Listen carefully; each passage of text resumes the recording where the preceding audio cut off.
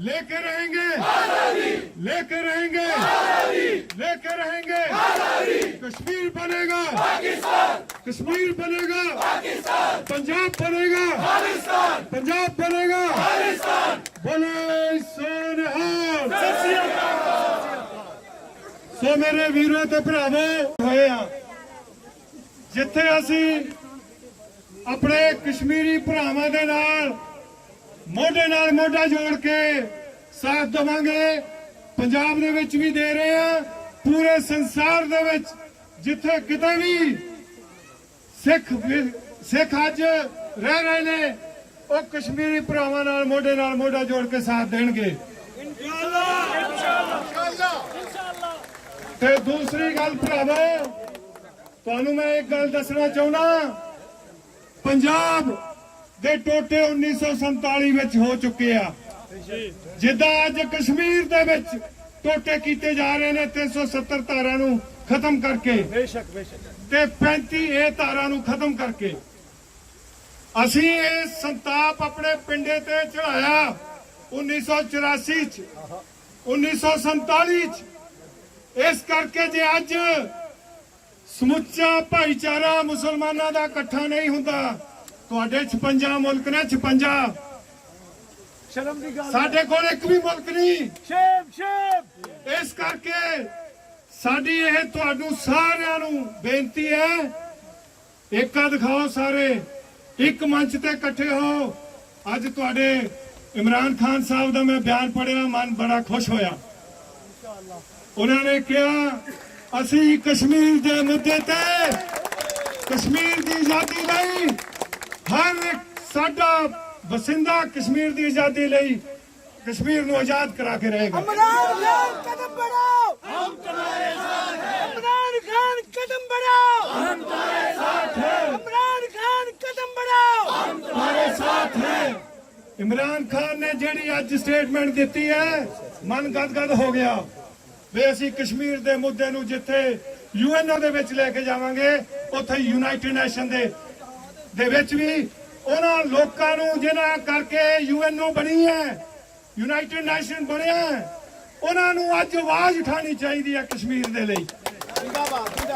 जे मुल्क बनाए गए सी 200 मुल्क यूएनओ दी पार्लीमेंट उत्थे बहिंदा है, यूएनओ मोरे यूएनओ दे विच यूनाइटेड नेशन च भी 200 झंडे झुलदे ने।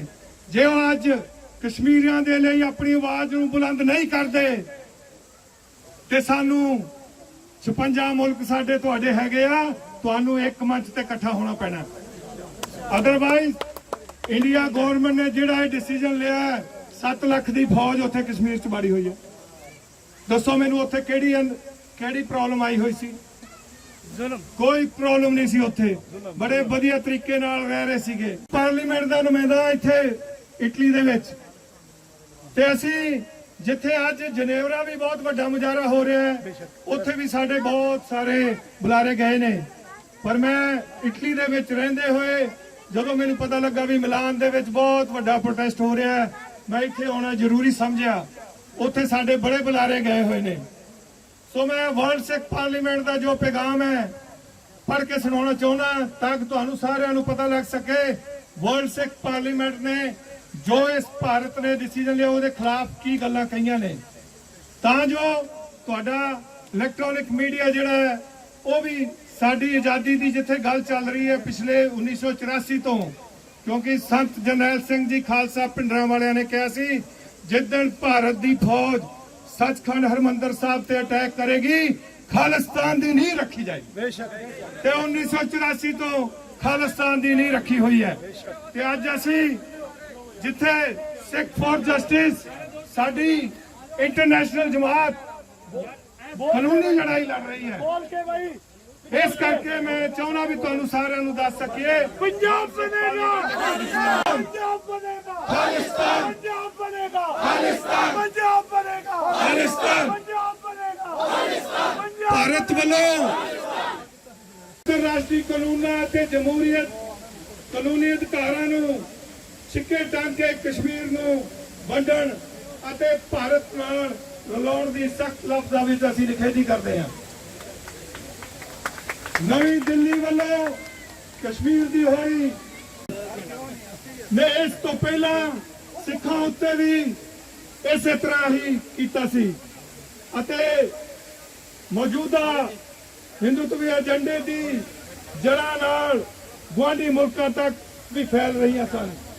ਦੇਸ਼ਾਂ ਦੇ ਲੰਬੇ ਸਮੇਂ ਤੇ ਕੁਝ ਖੇਤਰਾਂ ਤੇ ਕੀਤੇ ਦਾਅਵਿਆਂ ਨੂੰ ਸਿੱਧੀ ਚੁਣੌਤੀ ਮੰਨਿਆ ਹੈ। ਮੌਜੂਦਾ ਸੰਕਟ ਨੂੰ ਹੱਲ ਕਰਨ ਲਈ ਇਹਨਾਂ ਤਿੰਨ ਪਰਮਾਣੂ ਤਾਕਤਾਂ ਵੱਲੋਂ ਪਰਮਾਣੂ ਯੁੱਧ ਵੱਲ ਵਧਣਾ ਬਿਲਕੁਲ ਸਾਫ਼ ਦਿਖ ਰਿਹਾ ਹੈ। ਚਾਹੇ ਉਹ ਚੀਨ ਦਾ ਮੁਲਕ ਹੈ, ਚਾਹੇ ਪਾਕਿਸਤਾਨ ਹੈ, ਚਾਹੇ ਇੰਡੀਆ ਹੈ, ਪਰ ਅਸੀਂ ਚਾਹੁੰਦੇ ਹਾਂ ਵੀ ਇਹਦਾ ਸ਼ਾਂਤਮਈ ਤਰੀਕੇ ਨਾਲ ਹੱਲ ਹੋਵੇ, ਨਾ ਕਿ ਕਿਸੇ ਜੰਗ ਨੂੰ ਆਧਾਰ ਬਣਾ ਕੇ। ਜੋ ਹਾਲਾਤ ਬਣੇ ਹੋਏ ਨੇ ਅੱਜ ਦੀ, ਤੁਸੀਂ ਇਟਲੀ ਦੀ ਅਖਬਾਰ ਚੱਕ ਕੇ ਦੇਖ ਲਓ, ਉਹਦੇ ਵਿੱਚ ਵੀ ਇਹੀ ਲਿਖਾਇਆ ਹੋਇਆ। ਉੱਥੇ ਲੜਾਈ ਦੇ ਜਿਹੜੇ ਆ ਸਿਖਰਾਂ ਤੇ ਪਹੁੰਚੀ ਹੋਈ ਹੈ, ਬਾਰਡਰਾਂ ਤੇ ਫੌਜ ਲੱਗੀ ਹੋਈ ਹੈ, ਮੰਡਰਾ ਰਹੇ ਨੇ ਲੜਾਈ ਦੇ। ਵਰਲਡ ਸਿੱਖ ਪਾਰਲੀਮੈਂਟ ਵੱਲੋਂ ਕੁਝ ਮਹੀਨੇ ਪਹਿਲਾਂ ਹੀ ਇਹ ਕਿਹਾ ਸੀ ਕਿ ਕਿਸੇ ਤਰ੍ਹਾਂ ਦੀ ਪਰਮਾਣੂ ਲੜਾਈ ਵਿੱਚ ਸਭ ਤੋਂ ਵੱਧ ਨੁਕਸਾਨ ਪੰਜਾਬ ਦਾ ਹੋਵੇਗਾ।